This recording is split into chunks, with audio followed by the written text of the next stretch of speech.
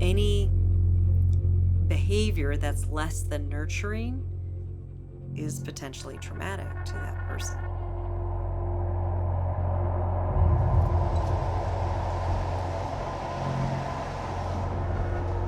It was February 18th, 2017, which was a Saturday. I was working the closing shift that night. Around 8:55, 5 minutes before closing, we were getting stock. And a guy walks in wearing a ski mask.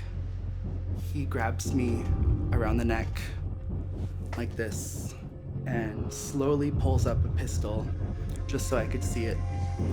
And he places it on the side of my head like this. And he says, "Nobody move, nobody make a sound, and give me all the money." I just remember everything going into complete slow motion. I was laying on the floor while Perry was getting all the money from him from the safe, which was a really scary thing for me to think about because I knew the noise it was gonna make. I knew it sounded like an alarm, and I didn't want the robber to think it was an alarm. The safe opened and the beeping continued. It took 2 minutes to open and gave all the money from the safe. And then the robber left.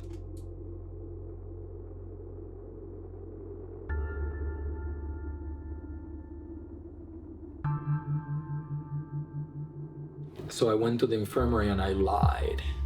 I said that I had diarrhea and that I didn't make it to class because of that if I could have a pass. And then I told the nurse, I said, actually, I have these golf balls-like things in my neck. What do you think that is? Why don't you come by later and let the doctor take a peek at that, okay? Okay, sure. Okay, thank you again, Susie. And he says Hodgkin's disease. And I called my mom and there was a family reunion. Something was happening in our house. So my godmother and godfather was there. My cousins, everybody was there. And so I go and I tell her, I said, I have the results. And I said, I have Hodgkin's. So my sister looks in the dictionary, they can't find it. So we agreed that I'm gonna go have some dinner and that after dinner, I'm gonna call them back. The teachers are all sitting together in a table and the nurse is with them. And I walked up to her and I said, I want you to tell me right now what's Hodgkin's disease.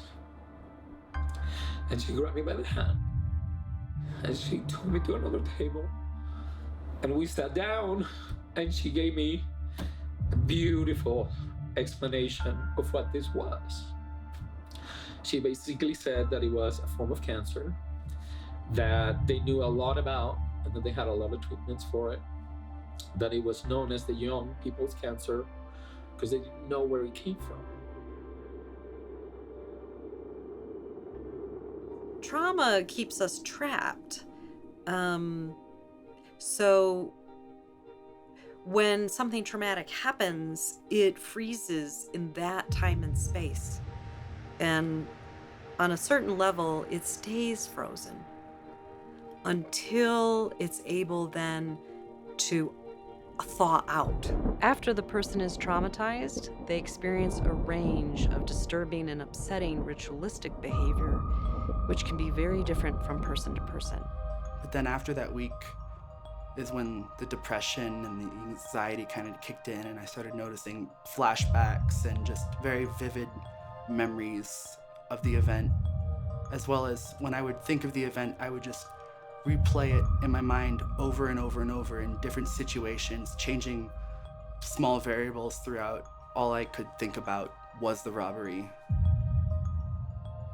I couldn't be alone. I was always trying to meet friends, or if I was alone, I was always trying to escape, either with alcohol or getting stoned. Yeah, this is the challenge too, I believe, with classic talk therapy, is that you can talk about the trauma. And when you talk about it, you may or may not become less symptomatic, but it doesn't move the trauma. That's why I think somatic therapies are so effective, because they actually create new neural pathways to different parts of the brain and body.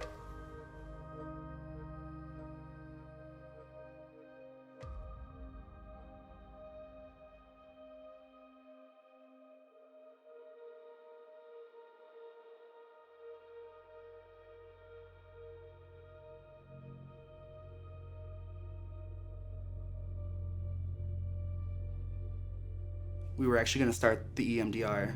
So what I want them to do is I want them to think of that event, and from there we use bilateral stimulation. So I use little tappers. It can be a lot of different ways to be hitting the right brain and the left brain alternately. And described the incidents from everything I could remember from start to finish. And then I'd close my eyes, And the bilateral stimulation starts. and I'd hold the things, and they'd start vibrating.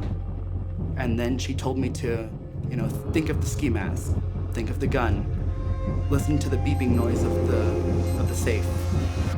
They notice what they're feeling in their body. They name the emotion that they're feeling. They also name any kind of belief system that goes with this.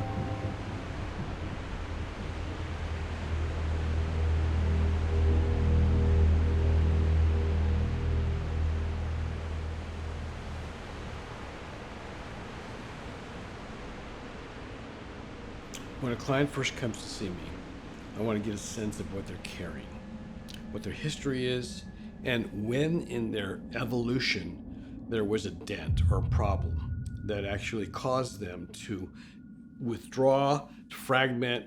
And then I want to know, where in your physical body do you feel that identity, that pain and that wound and that withhold? I then will go into the massage room, but I don't like to start until I know that. And then let's go to work on the body. Says to me that he felt like there was like a young child that wanted to be released.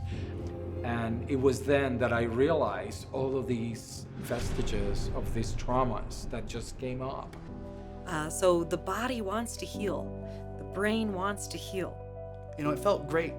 You didn't feel an immediate release, but you knew that something was changing. How people actually experience the release of the trauma is different from person to person. I wasn't shaking, but I did get these hot pulses that would kind of go from the top of my head and all the way down. The hot flashes, to me, seemed like they were acknowledging the trauma, and it helped me to process it. It was just kind of my body's way of releasing it. And a person will go to exactly where the trauma has been lodged. I felt like I cried for just a few seconds, but then immediately I was like there, and I was sort of at peace. I felt expansive, like I was collecting all of these memories that have been forgotten. Many people are run in their lives by being charged. Like, think of a lamp that's lit, and we try and futz with the switch or the light bulb, and we never think about just unplugging from the source. What I want people to do is unplug from their attachment to what energizes all that wound and holding on, and why they're so charged. You still have the memory, you just don't have that fight or flight response to it. But then the more and more we went through the EMDR, I would have less and less flashbacks. And I'm to the point now where I really haven't had a flashback in a few weeks, and it feels great. I feel free. I feel like I've been released from this trauma. Until I was taught on how to go back to that place with a compassionate heart and feel what had happened, and then releasing it, moving through it, rather than trying to freeze it and not feel it. Moving through it, that I was able to feel like I was recovering an aspect of myself that had been shattered at the time the trauma happened.